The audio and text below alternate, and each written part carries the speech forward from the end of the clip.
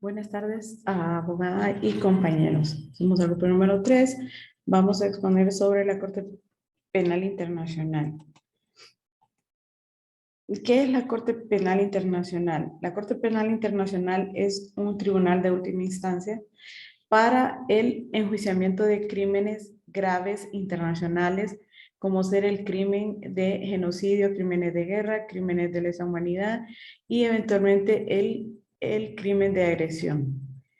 Como parte introductoria de la Corte Penal Internacional, vamos a hablar sobre el Tratado o el Estatuto de Roma. Fue adoptado en julio de 1998 y entró en vigor el 1 de julio del 2002.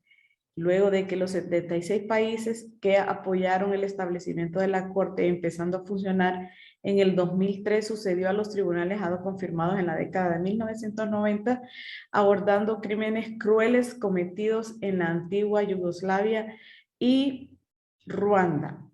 Este tratado de Roma, además de crear la Corte Penal Internacional, tipifica los delitos más graves contra derechos humanos y establece procedimientos de persecución. La Corte Penal Internacional tiene personería jurídica propia, lo que implica que es una institución independiente de cualquier organización u organismo internacional, incluida la ONU. Además de la Corte, cuenta con un presupuesto propio, el cual se rige principalmente por las contribuciones de los estados, parte del Estatuto de Roma. El objetivo de la Corte Penal Internacional es precisamente acabar con la impunidad de los autores de esos crímenes y contribuir a la prevención de los mismos en el futuro. Vamos a tomar antecedentes de la Corte Penal Internacional. Hay varios antecedentes, pero elegimos estos 4 para poder dar un ejemplo de lo que se solicitaba mucho antes de la formación de la Corte. En el año de 1872, Gustavo Meiner proponía la creación de una instancia judicial internacional permanente para juzgar los crímenes más graves de trascendencia para la comunidad internacional y su conjunto. Como podemos apreciar también en el año de 1919, el Tratado de Versalles, ¿verdad?, estableció, dice, la creación de un tribunal internacional para la persecución y castigo de los más altos mandos de las violaciones de principios de derechos de gentes. También, como en el año 1928, el pacto Brian-Kellogg de la Sociedad de Naciones, mediante el cual los estados se comprometieron a renunciar a la guerra como instrumento de política nacional y se declaraba ilícita la guerra, o sea, que habían establecido que las guerras eran de tipo ilícito. Pero, ¿qué pasó años después? ¿Por qué surgió la Segunda Guerra Mundial? Esto tuvo un precedente casi de inmediato. Entonces fue donde en ese entonces la Segunda Guerra Mundial, que fue en los años 1939 a 1945, y que la magnitud del horror de los crímenes cometidos llevó a la comunidad internacional a pensar en la necesidad de un mecanismo jurídico efectivo que permitiera conocer la verdad de cómo juzgar y castigar a los responsables civiles y militares de los atroces crímenes.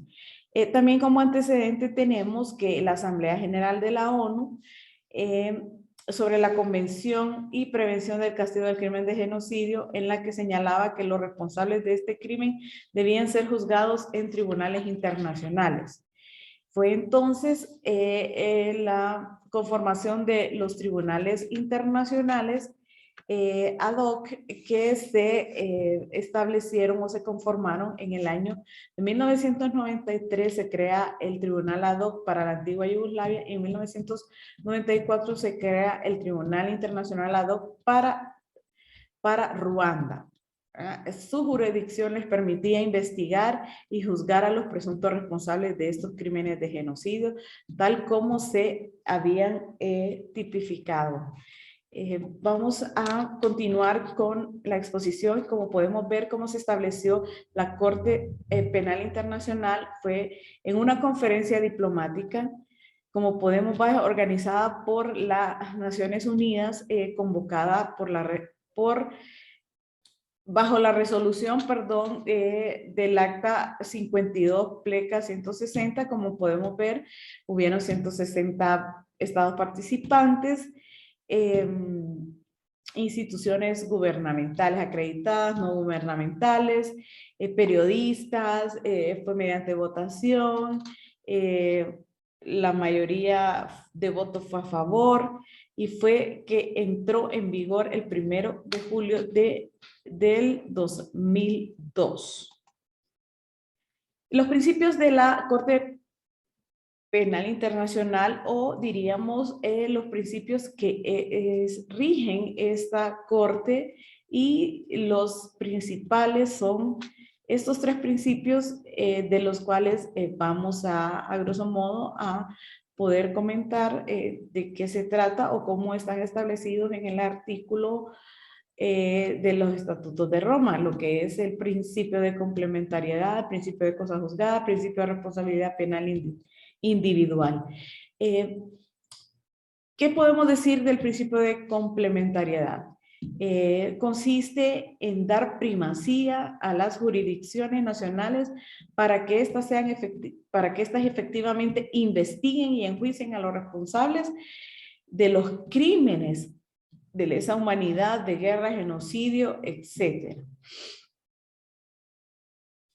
Y que se hayan dado en su territorio, a excepción en los casos que exista falta de voluntad o capacidad para el Estado para poder cumplir la obligación de administrar justicia.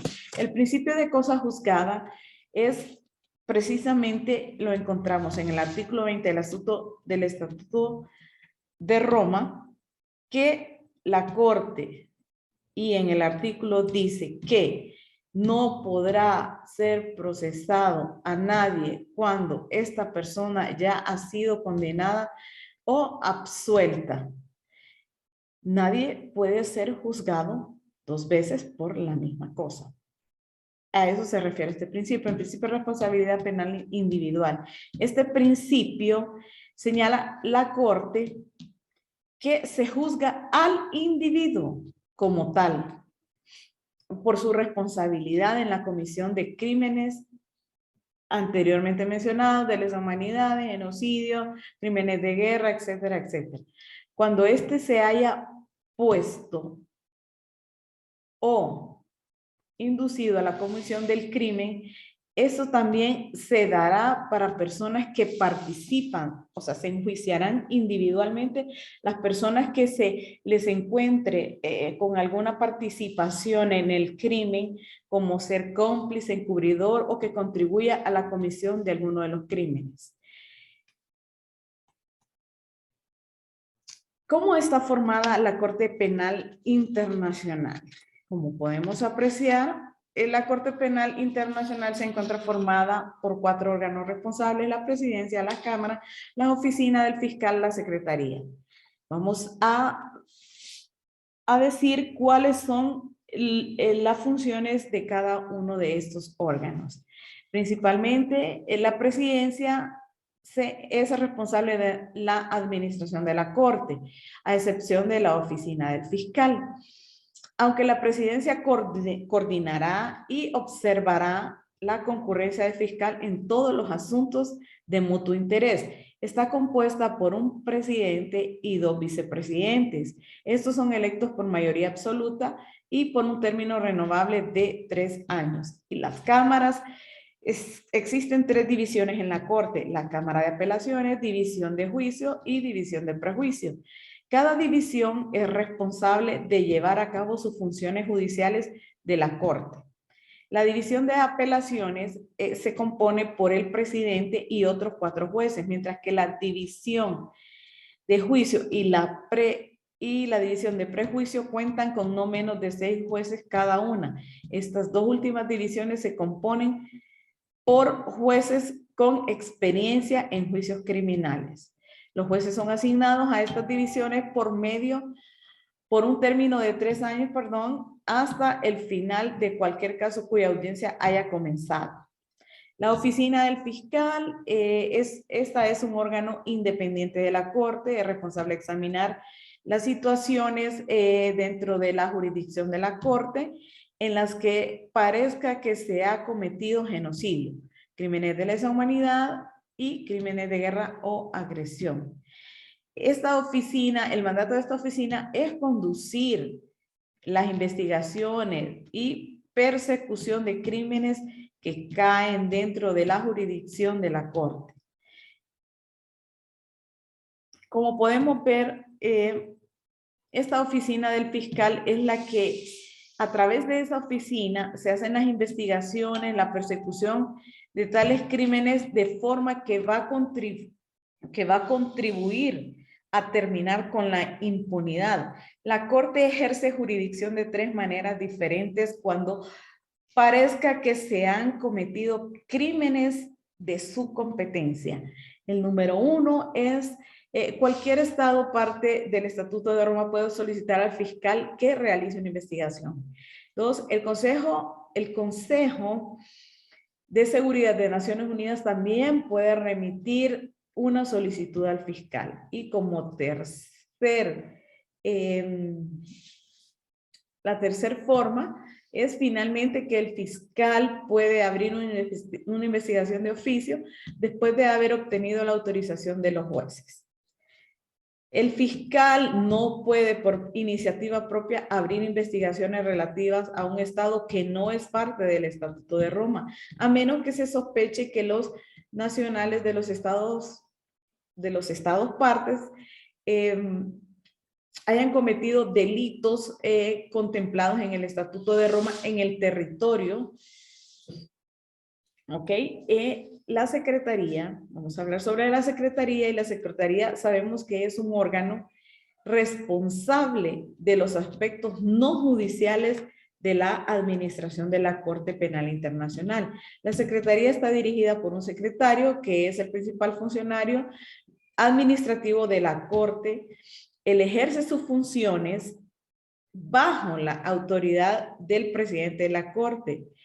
El actual secretario es elegido por un juez por un periodo de 5 años. ¿Y qué decir de los jueces? Bien, los jueces son 18 jueces los que son elegidos por asamblea de los estados partes por sus calificaciones, por su imparcialidad, su integridad, y que cumplen con los requisitos, con los mandatos, y que no sean renovables de 9 años.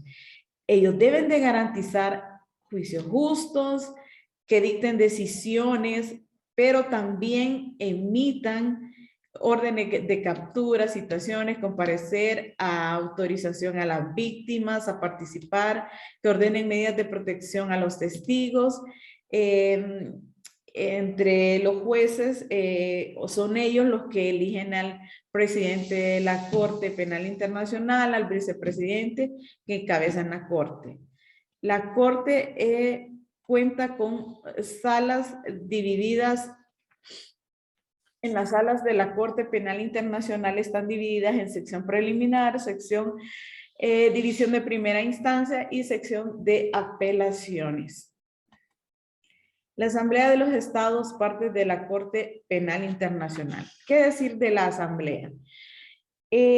Como de conformidad en el artículo 112 del Estatuto, ¿verdad? La Asamblea se reúne una vez por año en la sede de la Corte de La Haya, o también puede reunirse en la sede de las Naciones Unidas en Nueva York cuando las circunstancias lo requieran. serán celebradas en periodos extraordinarios de sesiones cuando exista una emergencia.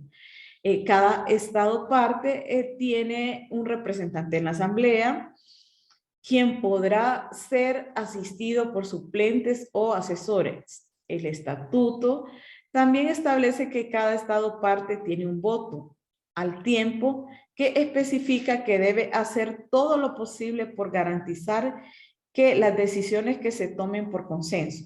Los estados que no son parte o que no forman parte del estatuto pueden asistir a las asambleas, pero no tienen derecho al voto. Y en las reuniones de las asambleas participan según corresponda el presidente, la corte, el fiscal, el secretario o sus representantes.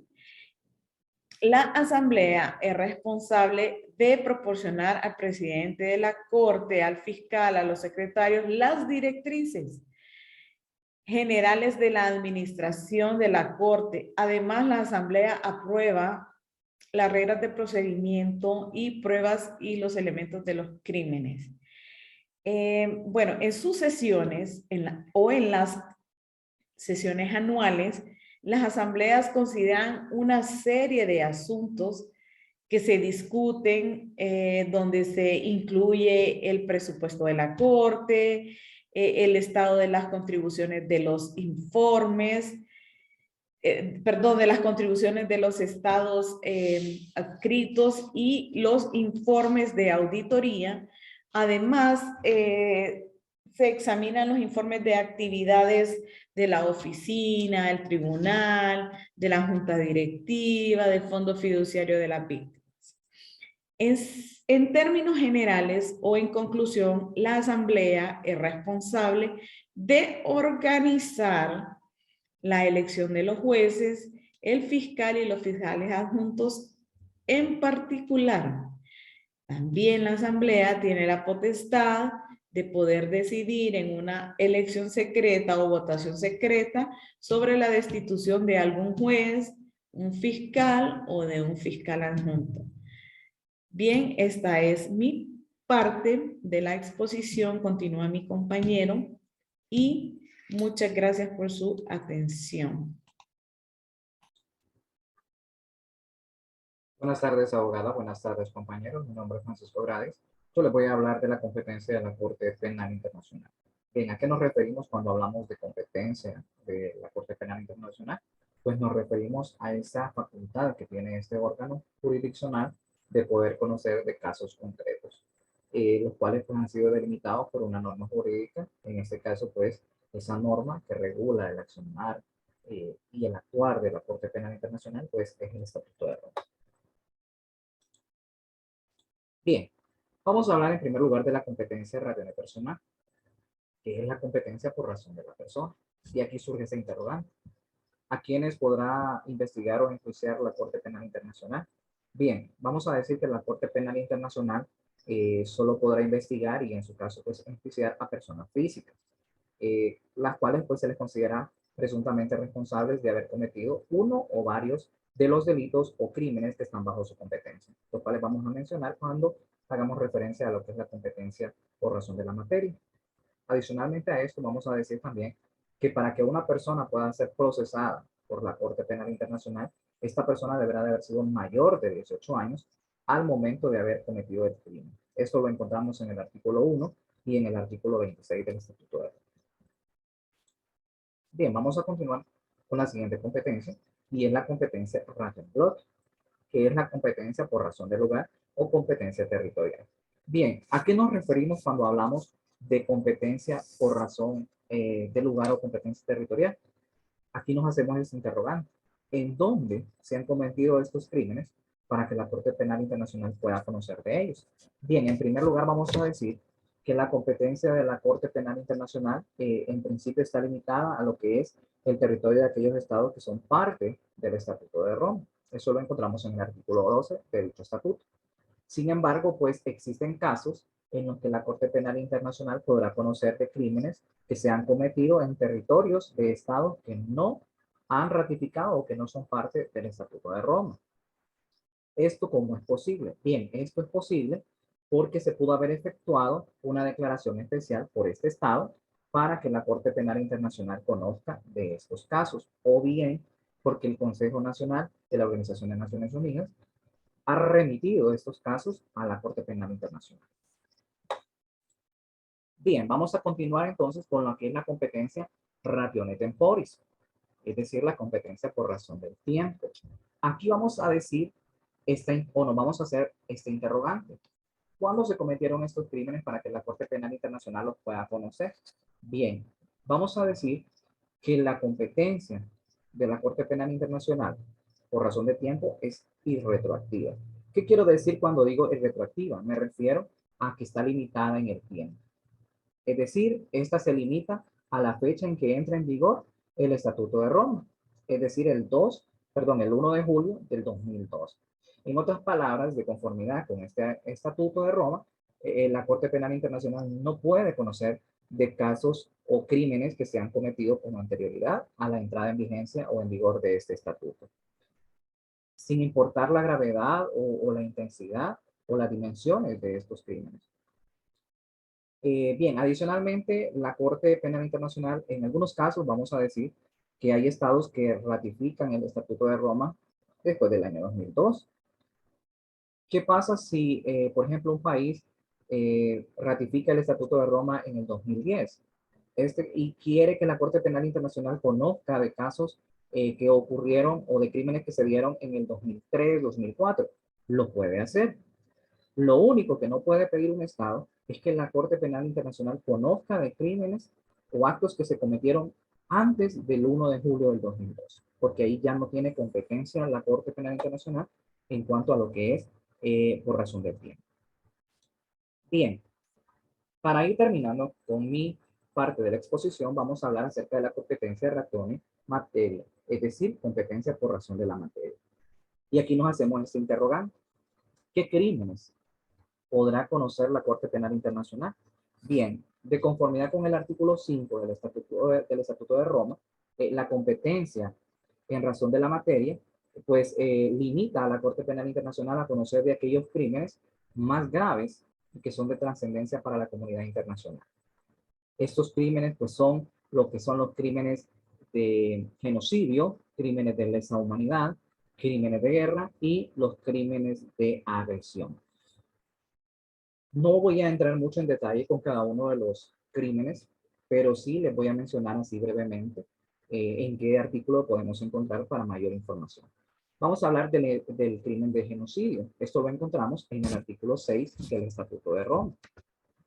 Este crimen de genocidio pues es caracterizado por la intención de destruir parcial o totalmente un grupo, ya sea un grupo nacional, un grupo étnico, un grupo racial o un grupo religioso. Estos actos pueden ser, por ejemplo, la matanza de los miembros de este grupo o causar graves daños corporales o mentales a los miembros de cualquiera de esos grupos, o también prevenir al imponer medidas para evitar nacimientos dentro de este grupo o transferir también a la fuerza a los niños de un grupo hacia otro grupo. Estos son actos considerados como crímenes de genocidio. Bien, vamos a entrar también a lo que es el crímenes o los crímenes de lesa humanidad. Esto lo encontramos en el artículo 7, los cuales pues se consideran como violaciones graves que han sido cometidas como parte de un ataque a gran escala contra cualquier población civil. Hay 15 formas de crímenes de lesa humanidad, entre las cuales podemos mencionar pues como el asesinato, las violaciones, los encarcelamientos, ¿verdad? Solamente por mencionar algunos, por razón de tiempo. Bien, continuando entonces, vamos a hablar ahora de lo que es los crímenes de guerra.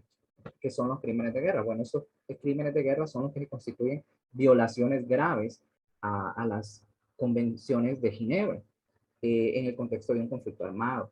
¿Cuáles son los actos que se pueden considerar como crímenes de guerra?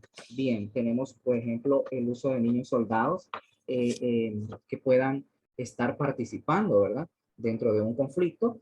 También tenemos lo que es el asesinato o la tortura o tratos crueles, inhumanos o degradantes de personas, tanto civiles como prisioneros de guerra. y también puede dirigir algunos ataques contra hospitales, entre otras instituciones. Estos son considerados como crímenes de guerra. Esto lo podemos observar en cuanto al conflicto que ha sucedido entre Rusia y Ucrania. Bien, para finalizar, vamos a hablar entonces acerca de lo que es el crimen o los crímenes de agresión. Esto lo encontramos también en el artículo 8. Este crimen de agresiones se caracteriza por el uso de la fuerza armada por parte de un Estado contra la soberanía o la integridad o la independencia de otro Estado.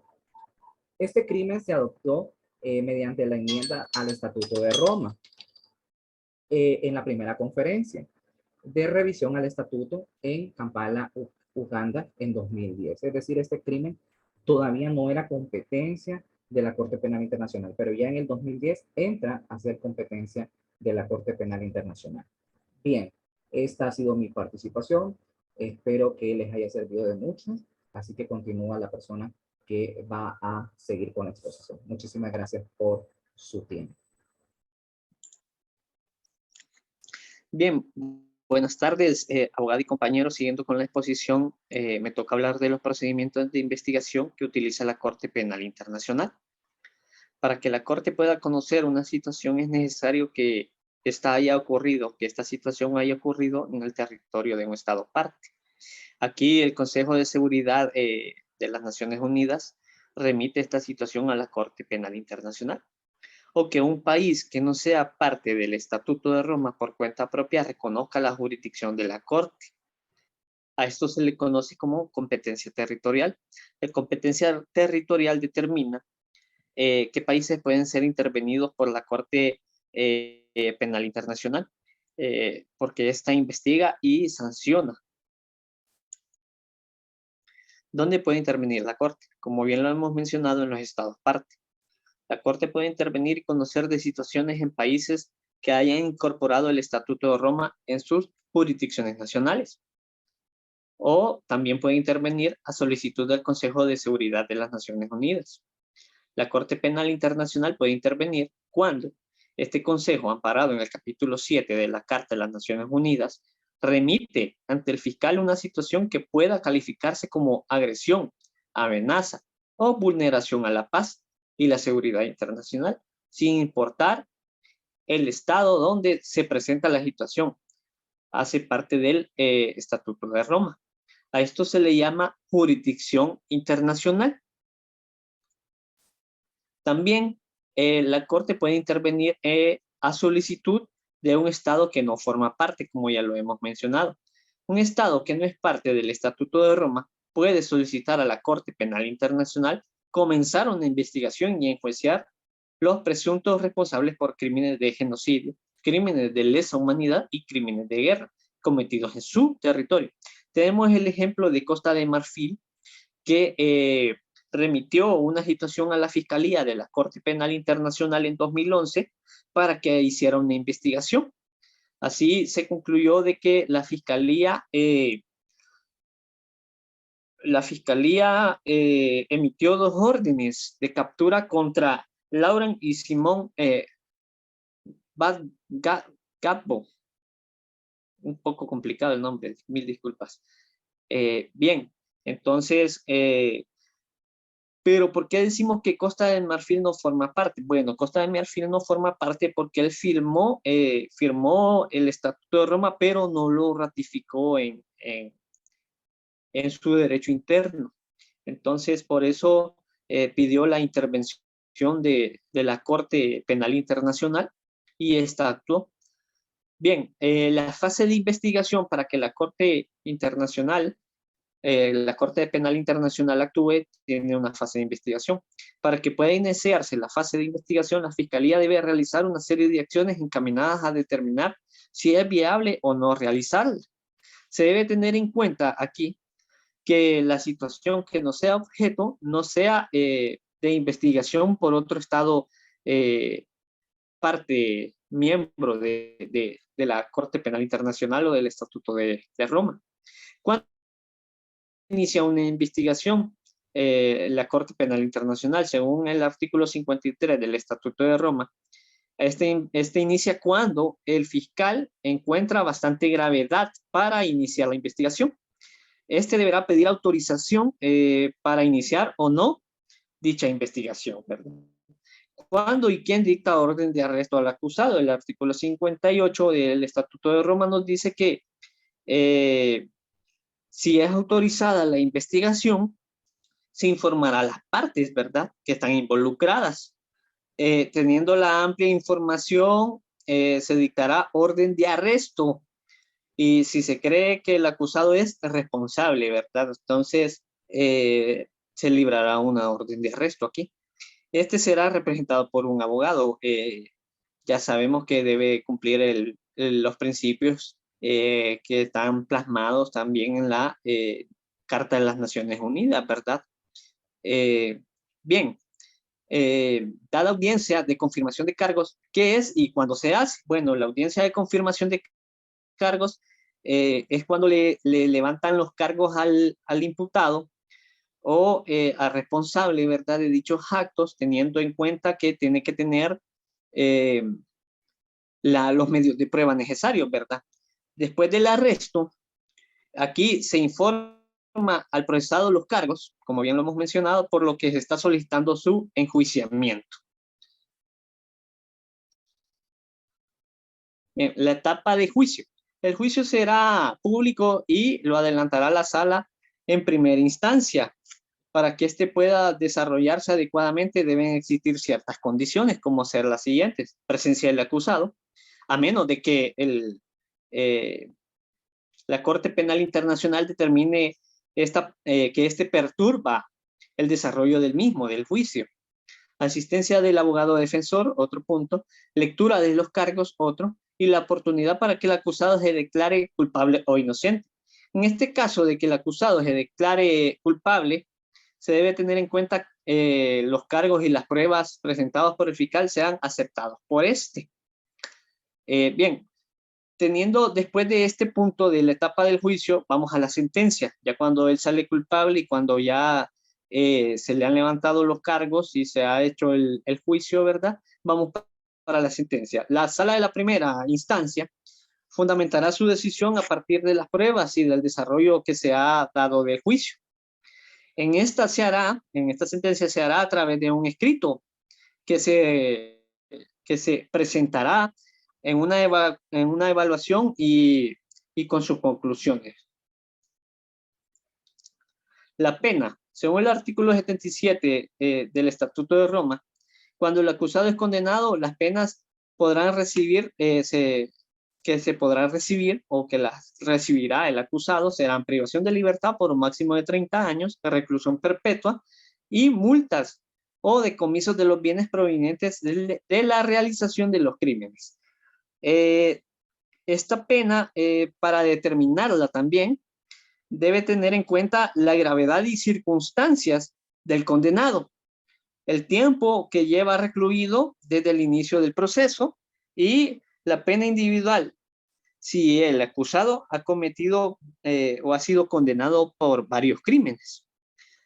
El acusado, después de recibir una sentencia y la pena, tiene este proceso de apelación, según el artículo 81 del Estatuto de Roma. La apelación se debe presentar en un documento escrito ante la Secretaría de la Corte y debe exponer los motivos que la generan. Entonces, la apelación puede proceder con los motivos que la generan cuando hay, por ejemplo, el vicio de procedimientos compuestos por errores o infracciones dentro del proceso. También tenemos el error de hecho, que el error de hecho, en este hay una valoración errónea de la prueba, ¿verdad?, que se le ha presentado. Y también tenemos el error de derecho. Aquí es por la violación o por la infracción del derecho aplicable. Dado a esto de la apelación, también mientras se revisa la apelación, el condenado seguirá en prisión. Gracias y sigue mi siguiente compañero.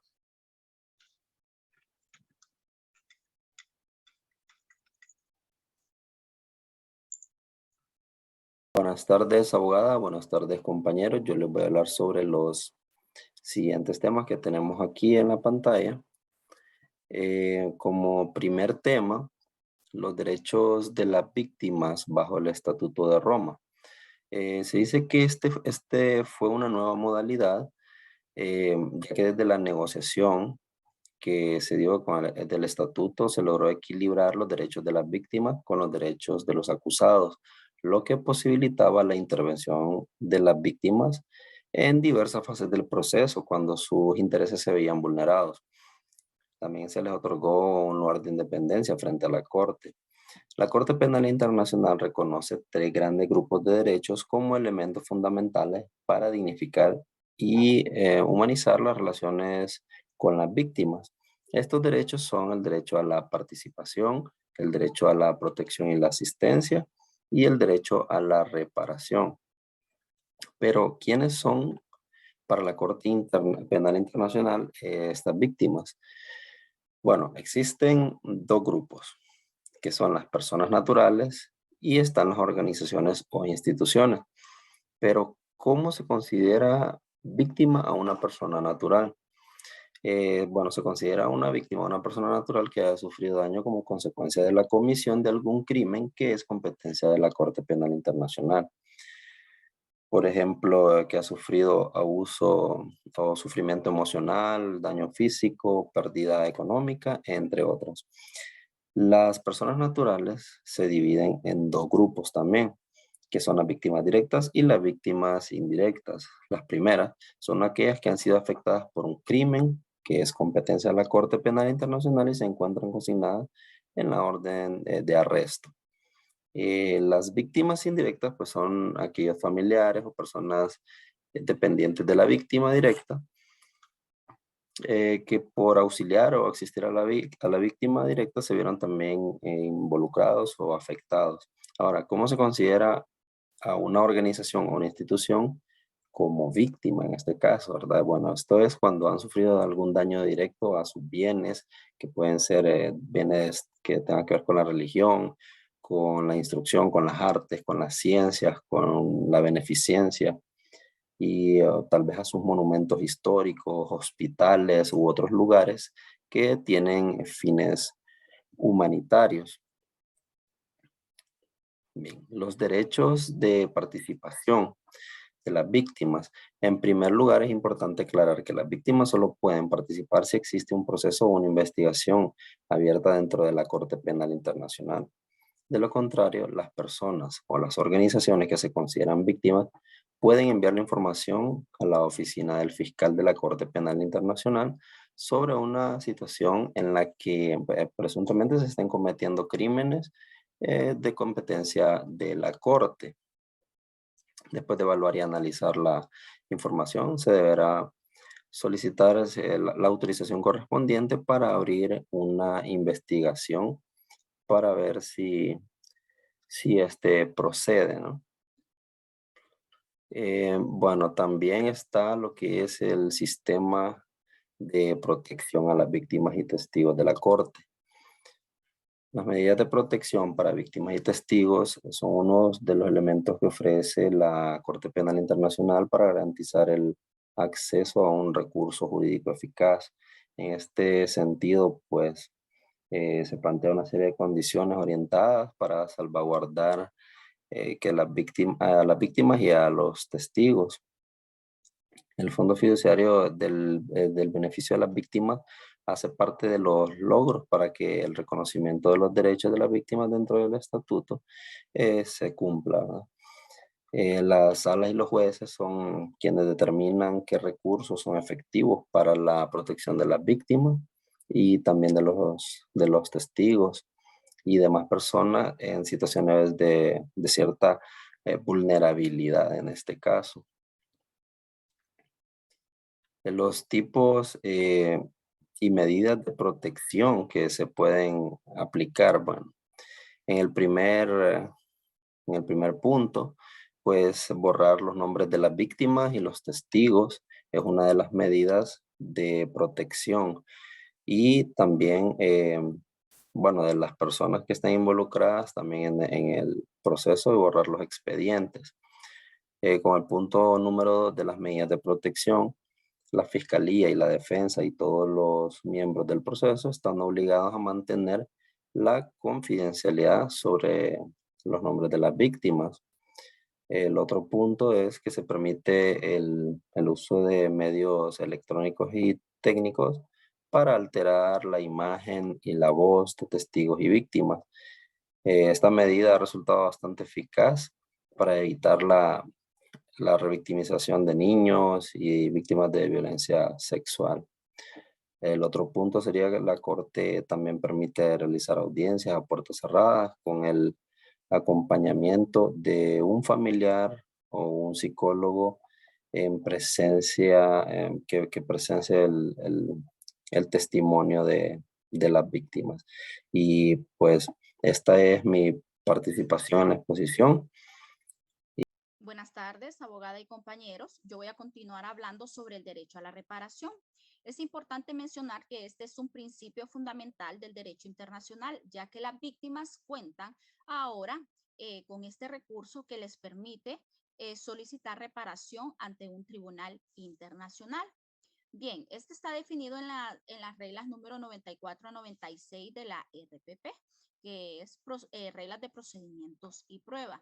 También en el Estatuto de Roma, en el artículo 75, dispone que la Corte podrá dictar órdenes de reparación en beneficio de las víctimas a personas condenadas. La Corte Penal Internacional no está facultada para dictar órdenes de reparación en contra de estados. Aquí la reparación pues se hace de forma individual. No obstante, cuando la Corte lo crea conveniente, podrá ordenar órdenes de reparación de manera colectiva, pero no de un estado en sí. Para que una persona sea reparada, no es necesario que haya participado en alguna fase del proceso preliminar o de primera instancia de los procedimientos, para que éste pueda solicitar o ser elegible para obtener lo que es la reparación. Y también la reparación puede solicitarse por escrito por medio de los formatos que dispone la secretaria de la Corte para ello. Es importante señalar que la información debe de ser clara. Vamos a anotar los datos del daño causado y el responsable del hecho y señalar la medida de reparación al que se quiere acceder. Bueno, estas medidas las vamos a mencionar en este momento. Como número 1 tenemos lo que es la restitución. Ha de devolver a la víctima la situación anterior al crimen. ¿Qué quiere decir esto? Pues es restablecer su libertad, el disfrute de sus derechos, su identidad, su vida familiar, su empleo, la devolución de sus bienes, ¿verdad? Por eso menciona de devolver a la víctima lo que, cómo vivía antes, ¿verdad? De que se cometiera la violación o el crimen. Bien, tenemos también número 2, la indemnización, que es el daño físico, mental, la pérdida de oportunidades, los daños materiales, la pérdida de ingresos, los perjuicios morales, entre otros. Aquí pues todo esto debe de ser evaluable y que sean consecuencia de violaciones manifiestas, pues que las normas internacionales de los derechos humanos establece o también, ¿verdad? Que estén establecidas en las violaciones graves de derecho internacional humanitario, o sea que tiene que ser competente, ¿verdad? Ante estas. Bien, y la número 3, tenemos rehabilitación, se refiere a la atención médica y psicológica que requiere la víctima a partir del daño sufrido. Bueno, esto es buscar buscar disminuir ese trauma psicológico que vivió la víctima. Bien, la Corte para garantizar el derecho a la reparación de las víctimas creó el Fondo Fiduciario. Este es un órgano independiente y tiene como función implementar las órdenes de representación dictadas por la Corte, utilizar con discreción las contribuciones voluntarias que recibe, asistir a las víctimas y a sus familias por medio de proyectos que la beneficien y organizar planes para optimizar los recursos y su buen uso. Bueno, estos fondos provienen de las donaciones de los estados partes, ¿verdad? Y también es importante recalcar que este es un aspecto innovador de las disposiciones, contenidas en lo que es el Estatuto de Roma. Bien, Ahora vamos a hablar mujeres y niños, avances en juzgamiento de crímenes de lesa humanidad y de guerra. Bueno, el compañero ya mencionó, ¿verdad?, con cada una de ellas, cada una que contempla, ¿verdad?, lo que es lesa humanidad y de guerra. Bien, la tipificación hecha por el Estatuto de la Corte Penal Internacional representa un importante paso para la superación de los altos grados de impunidad que existen alrededor de la violencia sexual. Bueno, esto no solo es archivar, ¿verdad?, la documentación, sino dar el debido proceso. Entonces, también, ¿verdad?, voy a mencionar lo que son herramientas de carácter internacional que reconocen las violaciones, como ser la Convención de la Haya, el Tribunal de Nuremberg, Convenio de Ginebra, Declaración sobre la Protección de Mujeres y Niños en Emergencia y Conflictos Armados, AFNU, protocolos adicionales a los convenios de Ginebra y el Estatuto de Roma, ¿verdad? Bueno, no explicamos cada una por cuestión de tiempo. También la incorporación en el Estatuto de Roma de la perspectiva de género es un importante avance en cuanto a la protección de los derechos de la mujer. Bueno, y en cuanto a los crímenes sexuales, el Estatuto de Roma los tipifica como crímenes de lesa humanidad y crímenes de guerra, lo cual implica que puede ser juzgado sin importar el tiempo que haya pasado después de su comisión. Bueno, asimismo, su tipificación como crímenes internacionales favorece a la construcción de una conciencia social a nivel internacional. Y el estatuto tipifica los crímenes sexuales como crímenes de guerra y crímenes de lesa humanidad, dependiendo en el contexto que éste se desarrollen. Bien, lo vamos a encontrar en el artículo 7.1 y 8.2. Menciona sobre la violación, esclavitud sexual, prostitución forzada, embarazo forzado, esterilización forzada, persecución. El enfoque, bueno, esto pues ya sabemos que es en contra de la voluntad de la víctima. El enfoque de género también se aplica en las medidas de orden procedimental, como son la protección y el acompañamiento a las víctimas de violencia. Obviamente se debe de presentar pues las pruebas de tipo de violencia que haya sufrido la persona. Bueno, y por último tenemos niños y niñas y adolescentes en el Estatuto de Roma. Y aquí hay una pregunta. ¿La Corte juzga a menores de 18 años? Bueno, ya igual el compañero lo había contestado, ya lo había expuesto, que no hace competencia de la Corte, ¿verdad? Pero no obstante, no impide que en alguno de los estados partes se juzgue a un menor de 18 años por un crimen de su competencia, ¿verdad? Pero este va a depender el estado donde se encuentre el niño o la niña infractor. Y pues no es competencia de la Corte en sí. Bueno, Soy Franklin Flores y continuaré con la exposición. Yo les hablaré sobre los países que han ratificado el Estatuto de Roma. ¿Cuántos países forman parte del Estatuto de Roma? Son 123 países. De ellos, 33 son de estados africanos, 19 son de estados de Asia y el Pacífico, 18 son de Europa Oriental, 28 de América Latina y el Caribe y 25 son de Europa Occidental. 12 estados se han retirado del estatuto, que es Burundi y Filipinas. En cuanto a Honduras, Honduras firmó el Estatuto de Roma el 7 de octubre de 1998 y este fue ratificado el 1 de julio del 2002. Ahora les hablaré un poco sobre el informe de la situación en Honduras con arreglo al artículo 5 del Estatuto. En cuanto a la historia del procedimiento, la Fiscalía ha recibido 31 comunicaciones en relación a la situación en Honduras en el periodo de julio del 2009 a abril del 2014. Si bien la mayoría de las comunicaciones guardaban relación con los hechos que rodearon el golpe de Estado del 2009 y la situación posterior, 8 comunicaciones se referían a los hechos ocurridos en el periodo postelectoral y 9 hacen referencia a la región del Bajo Aguán. Si vemos el 18 de noviembre del 2010, la Fiscalía anunció que llevaría a cabo un examen preliminar respecto a la situación en Honduras. La Fiscalía ha realizado 3 misiones en Honduras, una en el 2009, la siguiente en el 2011 y la última en el 2014. En cuanto al contexto de esta situación, podemos iniciar diciendo que en noviembre del 2005, José Manuel Zelaya Rosales, del Partido Liberal, fue elegido presidente de Honduras. Durante su presidencia, en marzo del 2009, se adoptó un decreto ejecutivo por el cual se llamaba una consulta popular, en la cual se permitía que los votantes, a través de una Asamblea Nacional Constituyente, aprobaran una nueva constitución. Esta iniciativa fue duramente criticada por la oposición. Luego, el 28 de julio del 2009, luego que de la Corte Suprema de Justicia dictó una orden de detención al presidente José Manuel Zelaya Rosales, ese fue aprehendido por miembros de las Fuerzas Armadas y trasladado a Costa Rica por la fuerza. Ese mismo día, el Congreso Nacional aprobó una resolución para destituir al José Manuel Zelaya de la presidencia y designaba al entonces presidente del Congreso, Roberto Micheletti, como presidente de Honduras.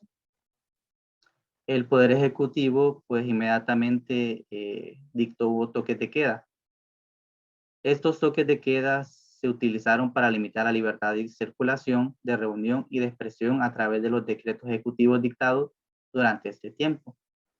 Estas medidas fueron denunciadas como un golpe de Estado ilegal por la comunidad internacional. Luego de esta serie de eventos, miles de partidarios del expresidente Zelaya se organizaron rápidamente y realizaron frecuentes manifestaciones en todo el país contra el golpe de Estado. En septiembre del 2009, luego de 2 intentos fallidos de regresar a Honduras, el entonces presidente Zelaya se refugió temporalmente en la Embajada de Brasil, en Tegucigalpa. Su regreso desencadenó pues fuertes manifestaciones, las cuales fueron reprimidas por las fuerzas de seguridad. Luego del quiebre de esas negociaciones para formar un gobierno de unidad, se realizaron nuevas elecciones generales en Honduras en noviembre del 2009, donde Porfirio Lobo Sosa fue elegido presidente y este declaró una amnistía por ciertos crímenes que se cometieron, ¿verdad? Y se creó lo que es la Comisión de la Verdad y la Reconciliación. Luego de la elección del presidente Porfirio Lobo, varios gobiernos pues restablecieron sus relaciones con Honduras y José Manuel Zelaya Rosales viajó a República Dominicana. Este regresó a Honduras en mayo del 2011 y creó junto a otros miembros de la oposición un nuevo partido político, el cual se llama Libre, a fin de participar pues en las elecciones generales de noviembre del 2003. En los años posteriores al golpe de Estado de Honduras, del 2009, la violencia en Honduras escaló rápidamente debido en parte a la inestabilidad política generada por este golpe, pero también fruto de la expansión de los grupos narcotraficantes y otras organizaciones criminales. En la región del Bajo Uban, la violencia vinculada a los conflictos por la tierra de los pobladores locales y empresas privadas se vio agravada por la presencia de crecientes de organizaciones criminales como ladrones, ¿verdad? Las empresas pues han recurrido a empresas de seguridad privadas para asegurar el dominio de las tierras. En este contexto, pues distintos actores nacionales e internacionales han puesto particular atención en la presunta persecución de diversos grupos, entre ellos activistas políticos, defensores de derechos humanos, juristas, periodistas y trabajadores de los medios de comunicación. En la región del Bajo Aguán se han reportado una cantidad creciente de crímenes, especialmente contra integrantes de los movimientos campesinos, sus familias y otras personas asociadas con estos movimientos, y en menor medida contra el personal de las empresas de seguridad privada, miembros de la Fuerza de Seguridad del Estado y trabajadores de empresas privadas. En cuanto a la competencia material, puesto que no hay información que sugiera la existencia de un conflicto armado en Honduras o que se ha cometido un genocidio, el análisis jurídico se ha centrado en la cuestión si los presuntos crímenes cometidos en Honduras pueden considerarse crímenes de lesa humanidad con el arreglo del artículo 5 del estatuto. Ahora vamos a hacer resumido en cuanto al análisis jurídico de los crímenes alegados durante el periodo postgolpe. En cuanto a estos crímenes, durante el periodo del golpe, como ya lo he mencionado, y el gobierno del expresidente Lobo, el 27 de enero del 2010, surgieron 2 tipos de homicidios. El primero, como consecuencia del uso excesivo y desproporcionado de la fuerza por parte de las fuerzas de seguridad durante las manifestaciones o en los puestos de control, que fueron más o menos entre 7 a 12 casos. El segundo estaba vinculado a los asesinatos presuntamente cometidos contra determinados integrantes de la oposición, incluyendo defensores de los derechos humanos, periodistas y activistas políticos. Estos fueron más o menos entre 6 o más de 20 casos.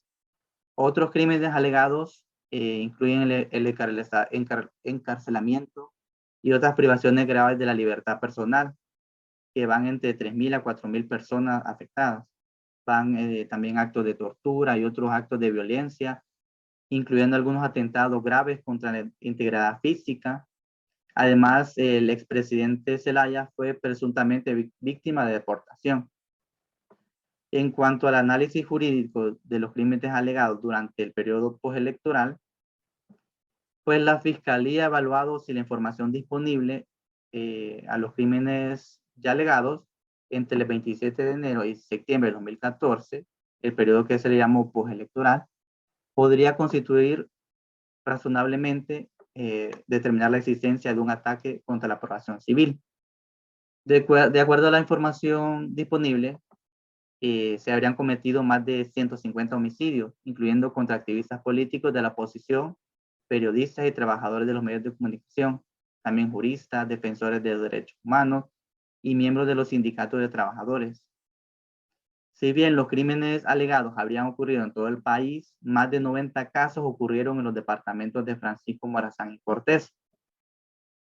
Ahora, en cuanto al análisis jurídico de los crímenes alegados en la región del Bajo Guam, este examen preliminar ha sido pues se logró detectar que más de 100 miembros del movimiento campesinos, además de sus familias y otros individuos asociados, habrían presuntamente asesinado entre enero del 2010 y septiembre del 2013. De acuerdo con la información disponible, 78 de estos casos comprenden asesinatos selectivos, mientras que otros homicidios habrían sido presuntamente el producto de enfrentamientos violentos entre campesinos y guardias de seguridad de las empresas privadas que se habían contratado. Si bien algunas fuentes señalan que el aumento de la violencia en la región está relacionado con antiguas disputas por la tierra entre movimientos campesinos y propietarios privados, otras fuentes atribuyen a los elevados índices de criminalidad a las actividades de organizaciones criminales y narcotraficantes. Ahora, en cuanto a las conclusiones del informe, se dice que la Fiscalía, con la información disponible, determinó que en cuanto a los crímenes alegados contra varios grupos de civiles, especialmente aquellos que supusieron al golpe cometido el 27 de enero del 2010, así como los crímenes alegados en la región del Bajo Guam, principalmente contra miembros de movimientos campesinos, involucrados en disputas por la tierra con las empresas privadas. Esta información disponible pues no constituye fundamento razonable para creer que se ha cometido crímenes de lesa humanidad.